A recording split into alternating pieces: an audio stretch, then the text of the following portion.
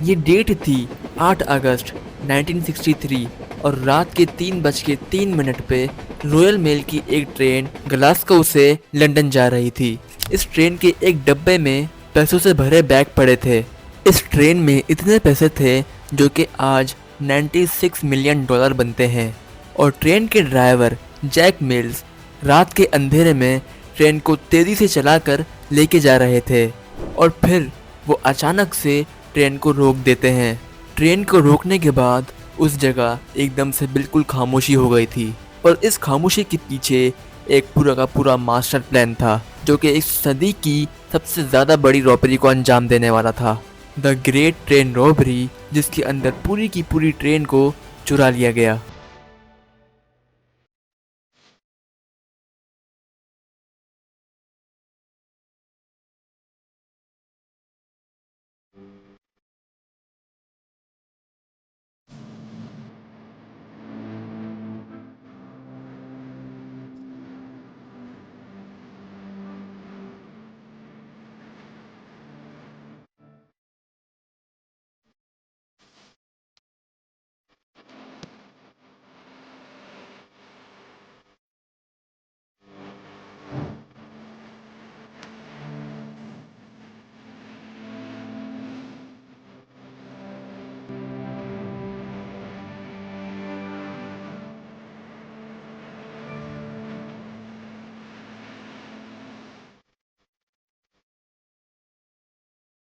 ये कहानी किसी फिल्म की कहानी से कम नहीं लगती, लेकिन रियल लाइफ में भी डाकुओं ने एक सस्पेंस से भरा प्लान बनाया था इस ट्रेन को लूटने के लिए। इस ट्रेन को लूटने की प्लानिंग कई महीनों पहले से ही स्टार्ट हो चुकी थी और इस प्लानिंग का मास्टरमाइंड था ब्रूस रिचर्ड रेनॉल्ड्स, जो कि एक गैंग साउथ वेस्ट गैंग का लीडर था, जिसने अपने चंद साथियों के साथ मिलकर इस ट्रेन रॉबरी की प्लानिंग करना शुरू की। उसके पास Britain national post service royal mail की एक सीक्रेट मालूमात थी।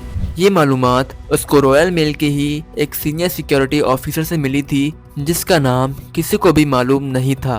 मालूमात ये थी कि ग्लासगो से लंदन जाने वाली ट्रेन में एक ऐसा खास डब्बा होता है जिसे हाई वैल्यू पैकेजेस कहा जाता है, यानी HVP।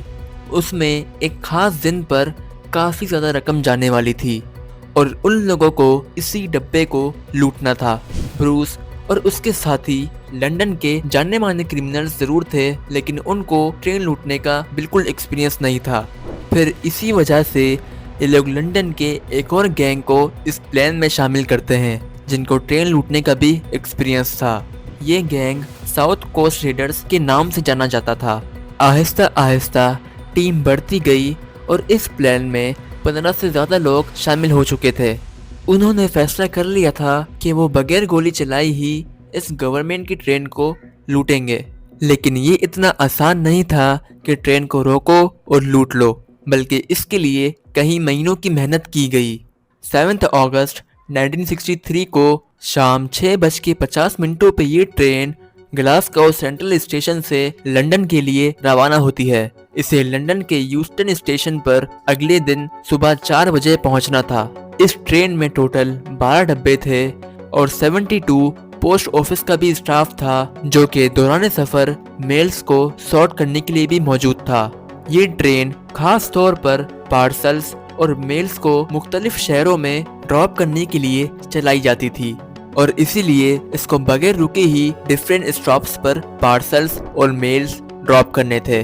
जब भी कोई स्टेशन आता तो वहाँ का local post staff special elevated racks पर बोरियां लटका देता और जब ट्रेन प्लेटफॉर्म से गुजरती थी तो आहिस्ता हो जाती थी और ट्रेन में बैठा स्टाफ इन बैग्स को जालिये की मदद से पकड़ लेता था और इसी तरह जो बोरियां उनको प्लेटफॉर्म पे छोड़नी होती थी तो वो ट्रेन चलते चलते ही उस स्टेशन पर एक स्पेसिफिक जगह पे छोड़ देती थी। लेकिन जिस डब्बे में रॉबरी होनी थी लेकिन वो अभी तक ट्रेन के साथ अटैच ही नहीं था, वो डब्बा नैन वैली रेलवे स्टेशन पर सेफली पार्क था। इस डब्बे को HVP यानी हाई वैल्यू पैकेजेस कहा जाता था क्योंकि इस डब्बे में हाई अमाउंट में कैश मौजूद होता था जो लोग उस वक्त दूसरे शहरों से मनी ऑर्डर करते थे।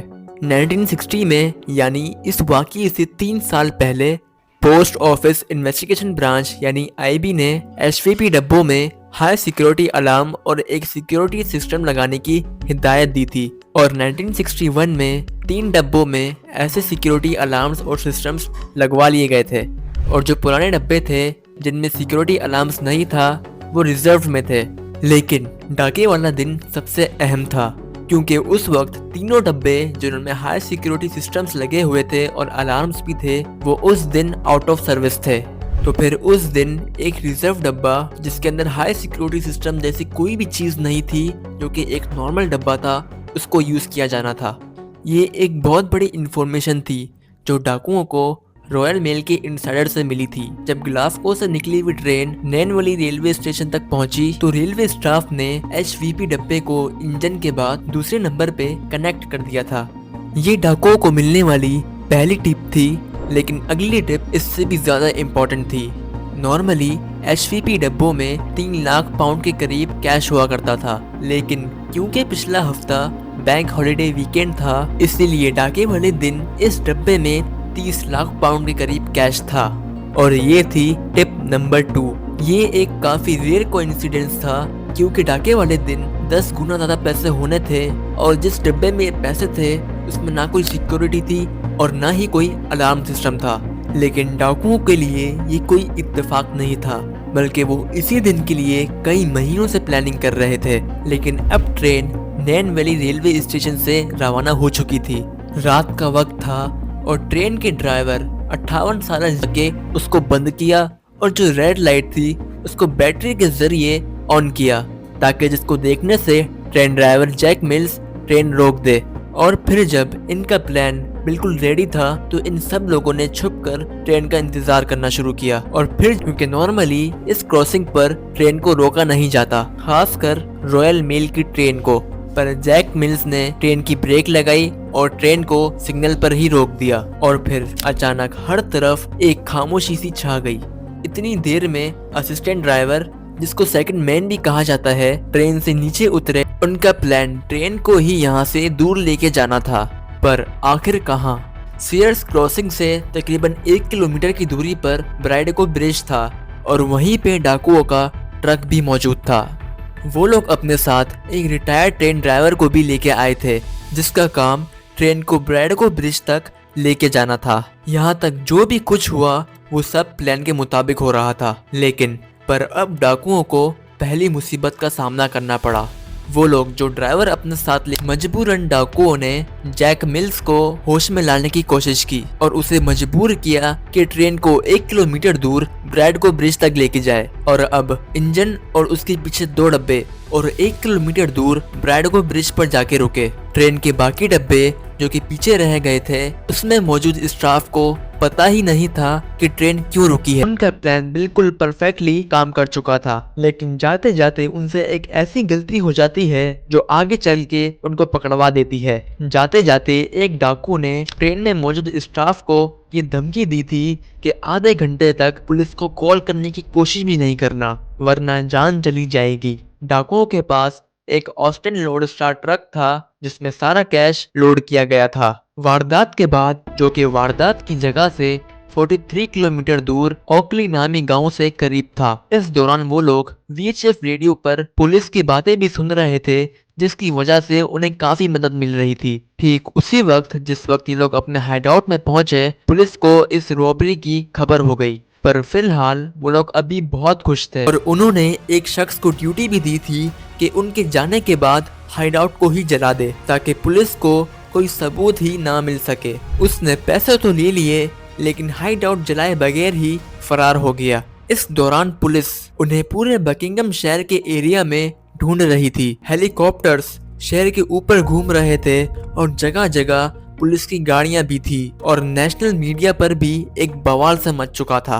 और पुलिस ने इन डाकुओं पे एक रिवॉर्ड भी सेट कर दिया था कि जो भी इन डाकुओं की इंफॉर्मेशन लाके देगा उसे 1000 पाउंड्स मिलेंगे, जैसे कि बोरियां, मेल्स और एक ट्रक भी मिला था जिसपे जल्दी जल्दी में येलो पेंट भी किया गया था। डाकू हर जगह से अपने फिंगरप्रिंट्स मिटा के गए थे, लेकिन उस मोनोपोली गेम पे उनके अभी भी फिंगरप्रिंट्स मौजूद थे ये फिंगरप्रिंट्स इस केस में एक काफी मेजर ब्रेक थ्रू साबित हुई, क्योंकि उन सब का पहले से ही कोई ना कोई क्रिमिनल रिकॉर्ड मौजूद था। तभी वो फिंगरप्रिंट्स पुलिस और स्कॉटलैंड यार्ड्स के रिकॉर्ड से मैच कर गईं और असल मुजरिमों का पता लग गया। और कुछ ही दिनों में पुलिस ने 16 में से 14 लोगों को गिरफ्तार कर लिया। 2 लोग ही पुलिस से बच पाए, जिसमें और दूसरा वो रॉयल मेल का सीनियर सिक्योरिटी ऑफिसर जिसकी मुखबरी पे ये पूरा प्लान बनाया गया था। आज तक उस ऑफिसर का किसी को भी इल्म नहीं है, क्योंकि ना ही उसने कभी अपना चेहरा दिखाया था और ना ही कभी अपना नाम बताया था। कोर्ट ने इस रॉबरी को सदी की सबसे बड़ी रॉबरी करार देकर इस गैंग के तकरीबन सभी लोगों को पकड़ के 30 साल की कैद सुनाई। इसके बाद ब्रैडगो ब्रिज ट्रेन रॉबर ब्रिज के नाम से मशहूर हो गया और आज की डेट तक उसका ये नया इनफॉर्मल नाम है। और 7 साल के बाद सदमे की वजह से इस दुनिया को छोड़ के चले गए।